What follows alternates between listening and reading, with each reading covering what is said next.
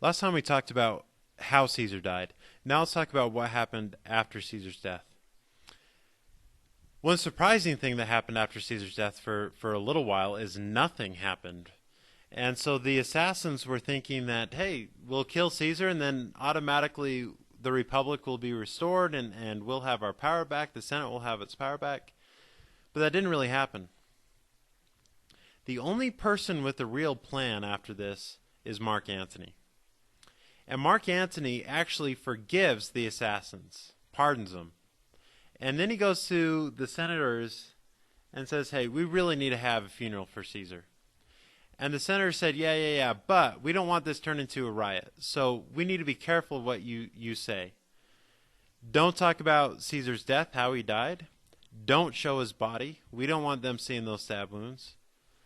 And just don't say anything that's going to really rile him up. So Mark Antony says, yeah, of course, I'll play it cool, no worries. So he prepares for this funeral, and he puts Caesar's body on top of this altar and covers the body with a cloth.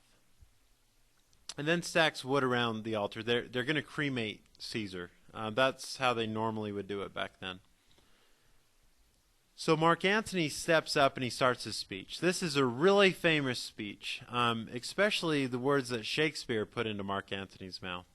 That's the quote, "Friends, Romans, countrymen, lend me your ears." However, that's probably not what Mark Antony said.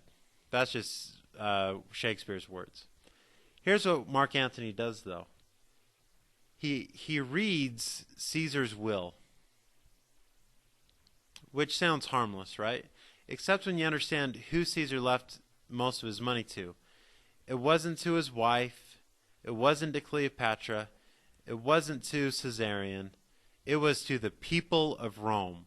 So here, all these people are reminded of how good Caesar was. And so the Senate is talking about Caesar like he was a big tyrant. He was awful. We had to get rid of him. But then when his will is read, the people are thinking, hey, this is not the words of a tyrant. This isn't what a tyrant would do. And then Mark Antony takes that cloth and rips it off Caesar's body and reveals all those stab wounds in Caesar's body. In fact, Caesar is still dressed in the toga that he was killed in. So you can imagine what this crowd does. They're just enraged. And they literally start a riot. They take torches and light them on the fire that's cremating Caesar, and then tears through the city looking for those assassins. And they're looking for leadership. And Mark Antony steps in to fill that role. There's a couple other people that steps in as well. An interesting thing is it said that out of all those people that killed Caesar, not one of them died a natural death. That they were either killed or they killed themselves and committed suicide.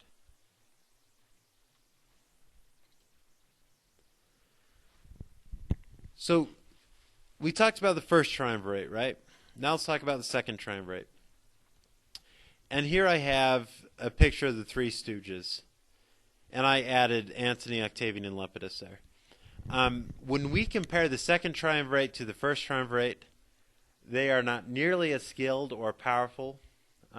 They're just not the leaders that the first triumvirate was. But each one of them is important. We've got Octavian. This is Caesar's adopted son. And an interesting thing about Octavian is he is not seen as a threat. He is seen as a pathetic, weak person from the country. If he was seen as a threat, he would have been killed. But once Caesar dies, he actually goes to Rome, and somehow he manages to get a pretty good following. In fact, a lot of Caesar's soldiers are actually going to follow Octavian. Antony, we talked about why he's important already. He's Caesar's friend and general. And then we've got Lepidus, who is a master politician. Now, when you look at those three, one is not like the others, and that's Lepidus. He does not have an army. So he is by far the junior member of the triumvirate. I think of Lepidus as that kid when you're growing up who you'd play basketball with him, and he wasn't playing very well, and he's smaller, and he kind of gets shoved around a lot, and so he just gets really upset and frustrated, and he takes his basketball and cries all the way home. That's Lepidus. He doesn't like how the game is going. Mark Antony and Octavian are basically pushing him around. He gets upset. He rebels against them, and he's easily defeated, and he's forced into retirement. So now we're left with two. Now remember, this is different, because if there's only two, this is going to slip into civil war really quickly if they don't do something. They do something similar to what Caesar did with Pompey. Remember, Pompey married Caesar's daughter, so they basically became in-laws, and they did that to strengthen their relationship. Now, Antony and Octavian don't have daughters that they can marry. So Antony actually marries Octavian's sister, Octavia.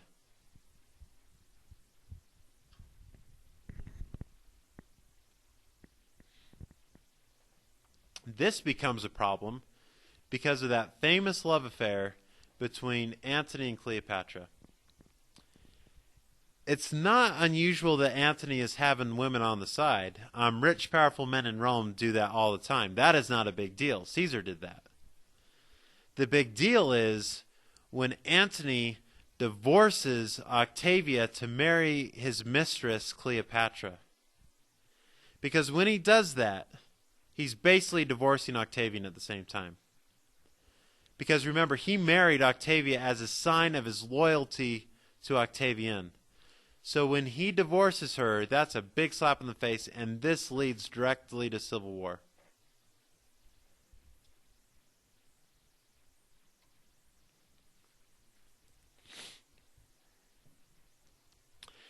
They do fight one major battle, and it's called Actium, but it's fought in Greece, and it's named after an island that they fought next to. So let me set up the scene for you. I want you to imagine that we have Octavian's navy all lined up, all those ships all lined up. And then we've got Mark Antony's ships all lined up. And behind Mark Antony's ship, there's this pimped out ride of a ship. Like gold-plated, gold sails. I mean, this is a nice ship. And guess who's chilling out there watching the whole battle go down? That's Cleopatra. So imagine Mark Antony and Octavian, and they're fighting this major battle. And this is rough stuff, fighting this naval battle. And Cleopatra's chilling, watching the whole thing go down. And then once she realizes that Octavian is winning, she takes her ship and she sails home. Now here's what Mark Antony does. The love of his life is leaving. So what does he do? He actually leaves his navy, his men, and sails after, chases after his love. Now this is the worst thing that he can do, because now his navy is like a chicken without a head. And they have no direction, and Octavian easily defeats him after that.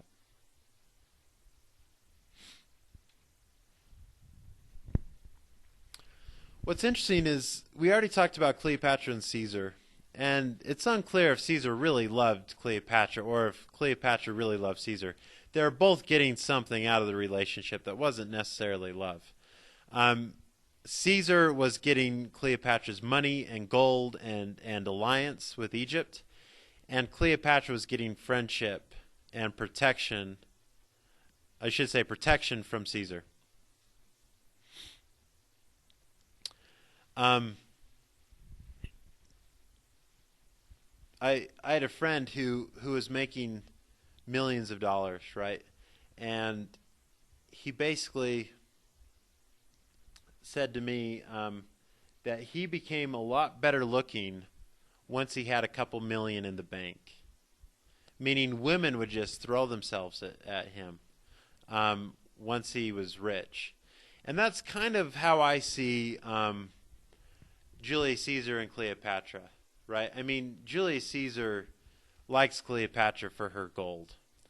However, Antony likes Cleopatra for Cleopatra. And he really falls in love with Cleopatra. He gives up everything for her, right? He divorces his wife. He leaves the battle. I mean, this is love or craziness, and there's a thin line there. But now Antony realizes what he's done. And he realizes that he's abandoned his men, his navy is gone, his army is gone, and Octavian is on his way to get him. And so rather than be captured by Octavian, Antony actually kills himself. And he does that by stabbing himself. Now, this is a little misleading because it says Antony and Cleopatra commit suicide. They don't commit suicide together. They don't even commit suicide on the same day. Antony kills himself. Octavian shows up, and there's Cleopatra alive and Antony dead. Well, he captures Cleopatra, and basically he makes it clear to Cleopatra that she's going back to Rome, and not as his queen, but as a captured token of Egypt. And this is going to be humiliating for Cleopatra. Remember, she was already there once, and she was treated as royalty. And now she's going to go back, and she's going to be humiliated. And she can't let this happen. So she actually has snakes smuggled into her room, and she commits suicide that way. Once this happens, Octavian kills all of Cleopatra's heirs, including Cleopatra and Caesar's son Caesarion. And this ends the rule of pharaohs in Egypt. So remember, Lepidus was forced into retirement. Mark Antony commits suicide, and now we're left with Octavian. He's a supreme ruler of Rome, and he changes his name. He starts calling himself different things. One thing that he calls himself is Caesar. Every emperor after Octavian will call themselves Caesar. That becomes a title. And what that says is, I'm a man of the people. Remember, Caesar really took care of the poor. And he's basically saying, I'm going to be the same type of ruler as Caesar. I'm one of you guys. I'm your protector. He also calls himself emperor, which means a supreme military commander. And the interesting thing that he calls himself is Augustus, which literally means the exalted one. Now, that's a strange word. And exalted normally has a religious connotation or a religious meaning to it. For instance, if you go to church, you might hear someone say Jesus was exalted to heaven, or you will reach your exaltation if you do what the church says. It literally means to be lifted up, but in kind of a religious sense. And so what he's saying here is, I'm no mere mortal. I'm lifted up. And actually, when Caesar Augustus dies, he will be worshipped, literally. People will build temples to him and give him sacrifices. This marks the end of the Republic. It's officially dead. And so what's going to be established now is the empire. And we're going to have basically a monarchy here, where when Octavian dies, power will go down to his son, and so forth. So the next unit that we're going to talk about will be the empire.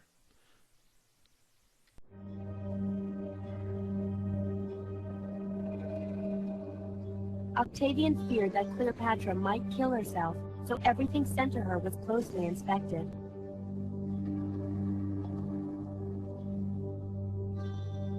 But Cleopatra was not to be defeated by Octavian.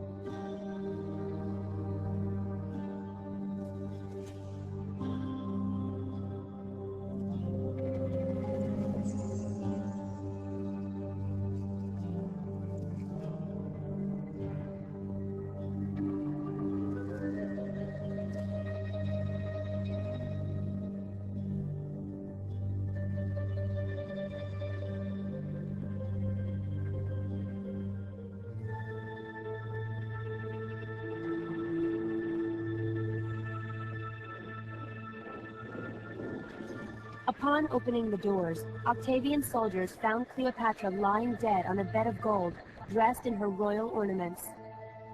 One handmaiden lay dead at her feet, another was adjusting her queen's crown. When Octavian finally celebrated his triumph in Rome, all that he could display was a painting showing Cleopatra being bitten by a snake.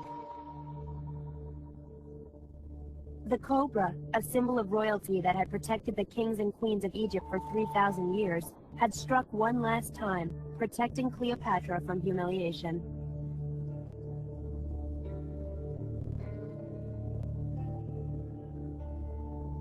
Cleopatra's beloved son, Caesarion, was murdered by Octavian. Her younger children, sent to be raised in Rome, eventually disappeared from history. Egypt, now a mere Roman province, had seen its last pharaoh. With Cleopatra died the greatest civilization the world had ever known. Alexandria ceased to be a center of learning. Its library and beautiful palaces slipped beneath the sea. The great temples of Egypt were deserted, covered by sand. The ancient rituals of the priests silenced forever, their language extinct. But Cleopatra, who had gambled for the highest stakes and lost, was never forgotten. When the names of the great pharaohs of Egypt were no longer remembered, one endured throughout the centuries: Cleopatra, Queen of Egypt.